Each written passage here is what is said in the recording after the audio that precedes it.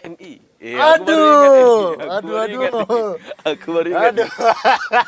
Kau masuk kan? Ya, aku pernah berkecimpung di HMI. Di tahun berapa? Di tahun, seingat aku 2016. 2015 udah ikut. Namanya kan kita waktu masa masuk kampus itu kan orientasi kan banyak HMI, juga. Himpunan. Mahasiswa Islam. Kalau yang umum itu apa namanya? Ya, Bang? Yang umumnya apa? Umumnya. Itu umumnya, Bang. HMI itu udah mencakup semua. Jadi dia Jadi kalau yang nggak Islam? Nah, itu aku kurang tahu, Bang. Tapi intinya kalau misalnya HMI itu dia organisasi eksternal. Jadi kalau dalam satu kampus dia dikategorikan organisasi eksternal atau contohnya untuk Indonesia kan, karena sebelum Indonesia ada HMI kan.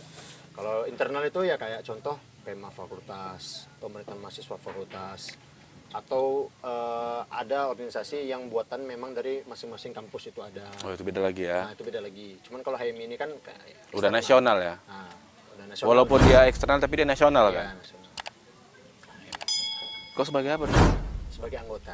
Sebagai anggota aja. Sebagai anggota. Kenapa kau mau masuk HMI? Nah, kalau masuk HMI itu kan awal masuk itu dari orientasi, Bang. Kayaknya karena memang dulu SMA kan aku kayak ikut rohis juga kan. Mungkin masih bawa terus. Rohis, apa artinya? Rohani Islam. Oh. Rohani Islam. Masuk ke HMI mungkin masih membawa jiwa-jiwa keislaman Oke. waktu itu kan. Cuma sekarang udah agak bandal. Jadi Tetap Islam, tetap Islam, tapi bandal. tapi tetap masuk di Rohis. Dulu, Oh. dulu pas sekolah. Masih di HMI.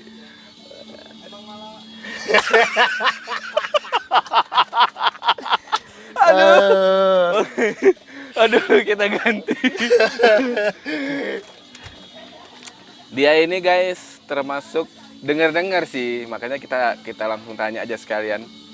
Termasuk penggerak KKSP. Nah, volunteer KKSP. Apa? Volunteer KKSP. Volunteer itu apa?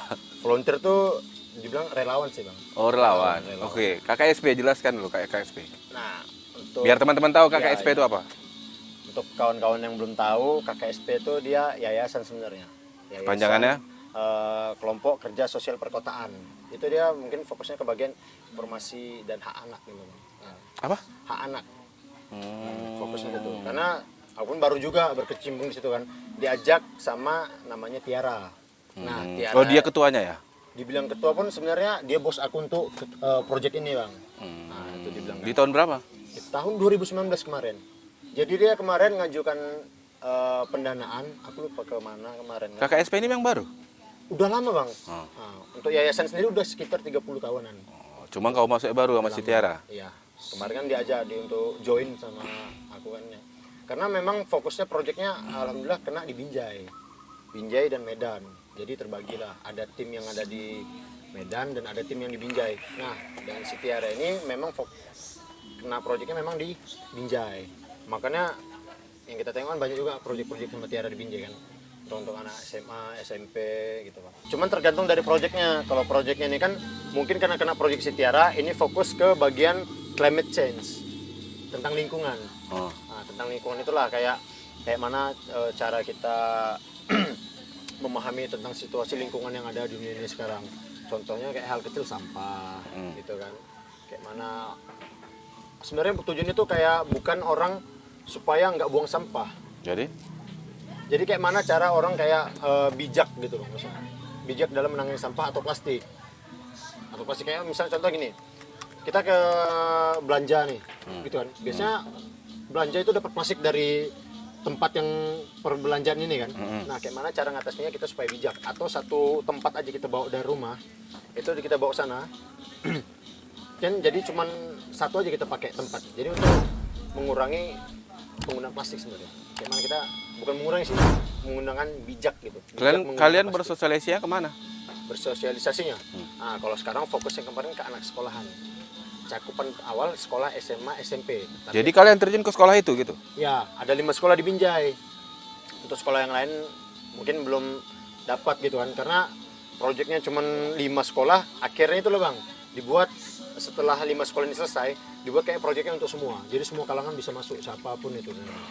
Kalau kemarin fokusnya ke SMP, 2 SMP, 3 SMA. Itu kemarin di Binjai. Untuk saat ini kalian lebih menjelaskan tentang sampah lah berarti. Ya, dibilang sampah plastik gitu kan. Kenapa kalian lebih memilih itu? Nah, kalau sebenarnya itu udah jadi masalah juga sih bang. Kalau untuk zaman sekarang, abang tengoklah kayak mana tentang sampah yang ada di Indonesia, Iya sih. yang ada di laut, terus yang ada di sungai gitu. Contoh Indonesia, sungai itu kok bisa keruh kali gitu. Jadi tempat MCK dibilang Apa MCK?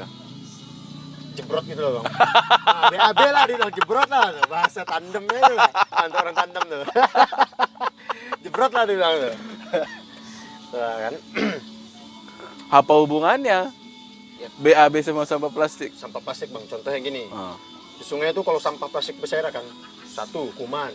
Kalau sampah ini plastik contoh dia mengendap di bawah, itu kan jadi berlumpur ya bang. Iya. Nah, itu mengendap, lumpur itu kadang naik jadi ya kotor, keruh di airnya.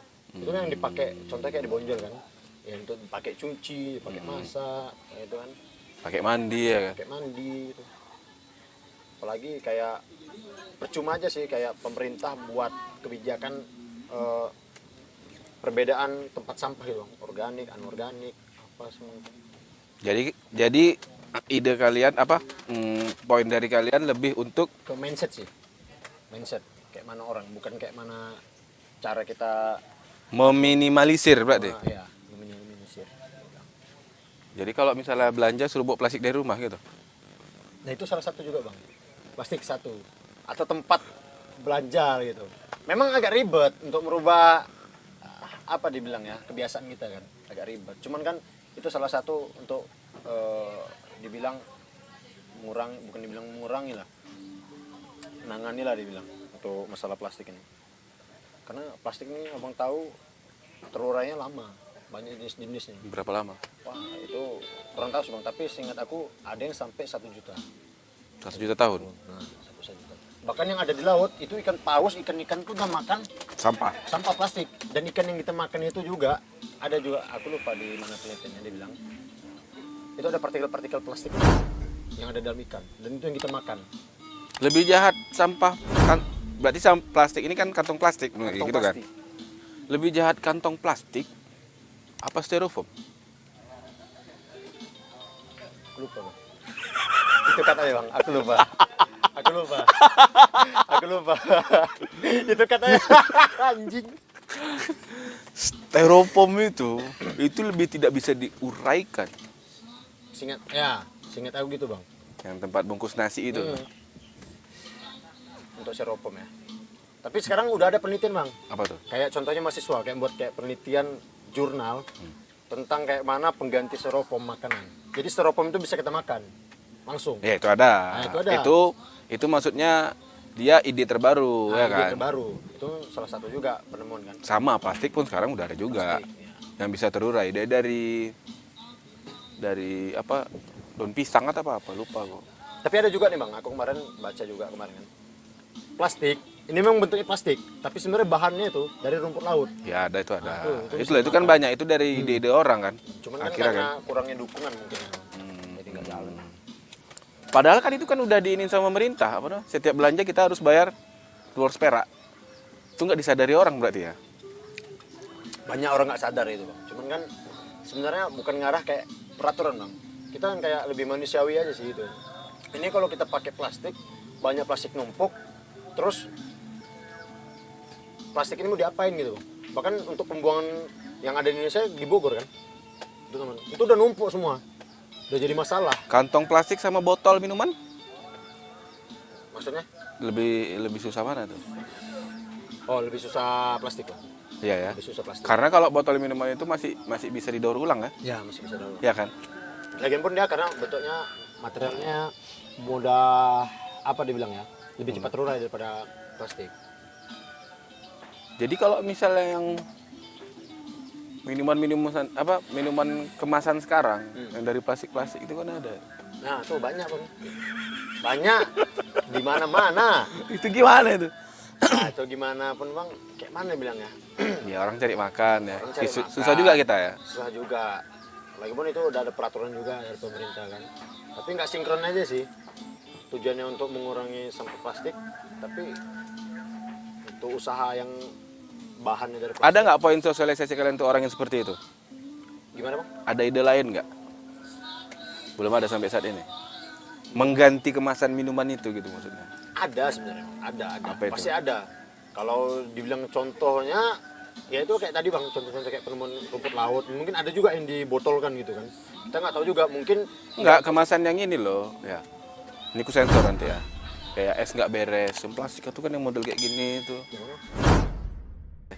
oh plastik. Oh, plastik itu kan lebih susah kan. Ah ya itu juga ya.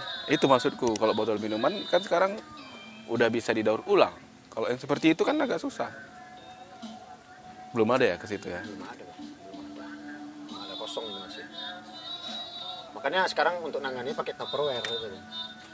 Untuk nangannya walaupun kita nggak jadi produk, tapi kan produk udah ada jadi produk Tupperware itu kita gunakan satu aja kita pakai itu untuk mengurangi penggunaan plastik itu tadi. Kalau untuk yang jualan, Kalau yang untuk jualan, nah itu masih banting, bang. Kayak contoh. atau pakai cup lah ya. Kan lebih bagus pakai cup kan daripada pakai sampah plastik daripada plastik. Sebenarnya kalau pakai cup gini bang, kayak kita kayak mana cara menggunakannya. Misalnya contoh itu tadi, kita punya Tupperware sendiri, ya kita bawa gitu. Cuman kan kalau yang untuk jualan ini agak males juga deh kan. Ya ini plastik gitu kan. Aku jualan, ini uang juga.